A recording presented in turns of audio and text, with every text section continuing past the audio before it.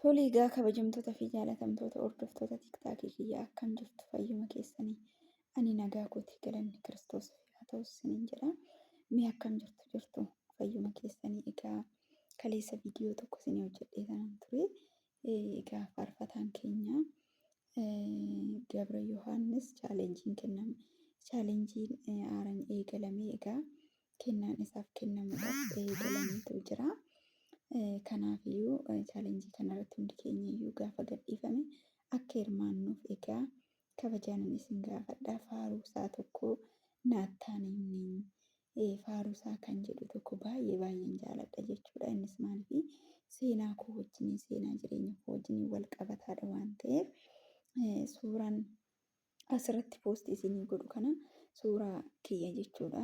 Darajaa beeta kiristaanaa Rufaa'el jedhamtan egaa bara 2000 eegalee kanan tajaajilamaa ture jechuudha. Naannoo ani jiraachaa ture jechuudha.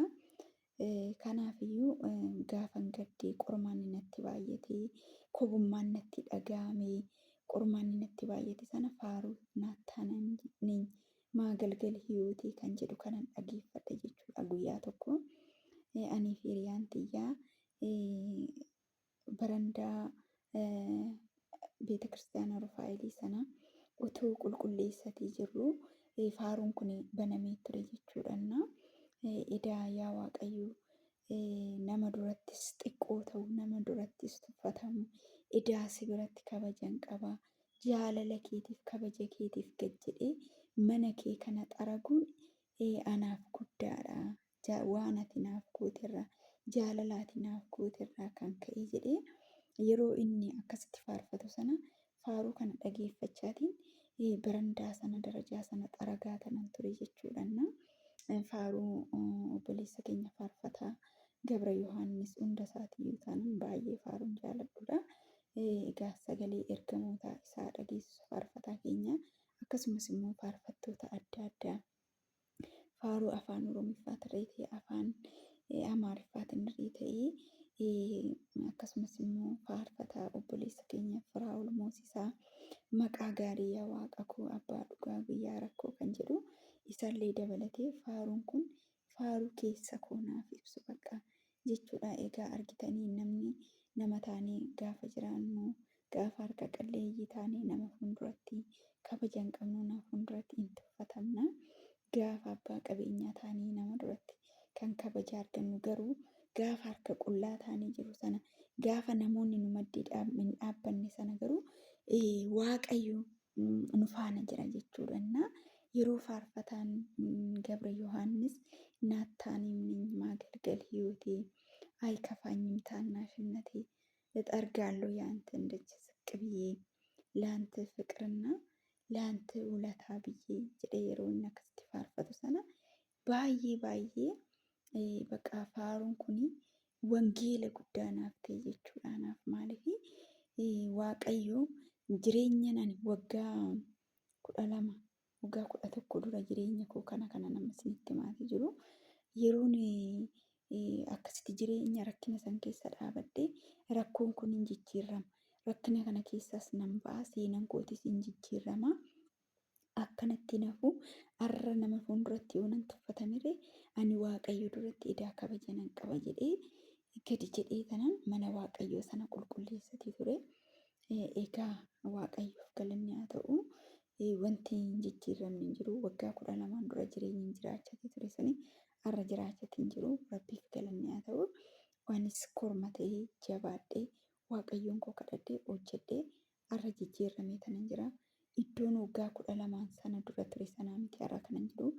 Hawwiin kiyya kutadhee cimee keessi kiyya abdiidhaan Waaqayyoon koo qabadhee rakkina koo keessa darbee namoota biraatiyyuu boru akkan gargaaruu danda'u hunda keessi kiyya kan abdii qabaachaa ture.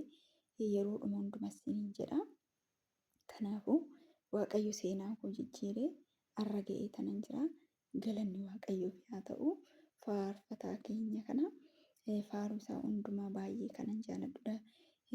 Irra caalamoo yeroo godaansarra jiru kanatti yeroo godaannee kophaa keenya jiru kanatti mana cufamaa keessa akka nama hidhamee sanitti gaafa teenyu kana faaruu wangeela dhageeffachuudhaan egaa jajjabaannee jirra.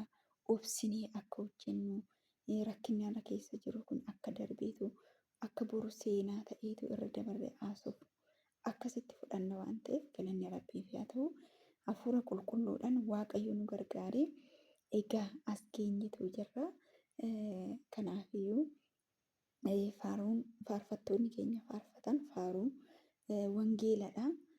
Keessa keenyarra kan nu jajjabeessudha. Chaalenjiin kun egaa itti fufee faarfattoota keenya hundumaayyuu otoo badhaafamanii baay'ee natti tola jechuudha. Maaliif isaan rakkachuu hin qabanii faaruu isaan faarfatanii nu itti fayyadamne, nu ittiin jajjabaanne, nu ittiin gara Waaqayyotti deebine, nu ittiin Waaqayyo kadhannee qormaata keessarra yoo jiraanne Waaqayyoon keenya kadhannee akka qormaata san keessa akka baanu kan nu gargaaranidha waan ta'eef chaalenjiiwwan akkanaa baay'inaan gadhiifamanii faarfattoota keenya barsiisota wangeelaa akkasumas hundumaafiyyuu kennaan otoo kenname baay'ee natti tola jechuudha.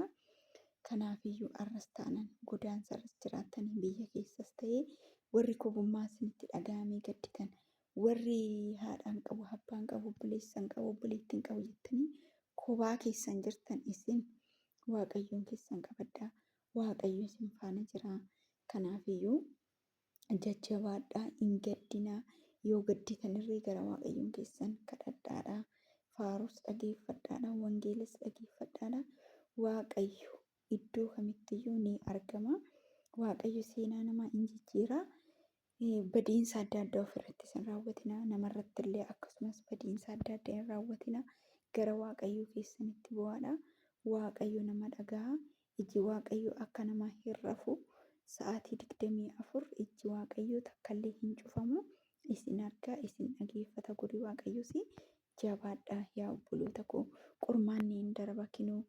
Anarra seenaan isinitti himaa jiru kun seenaa waggaa 12 dura turedha.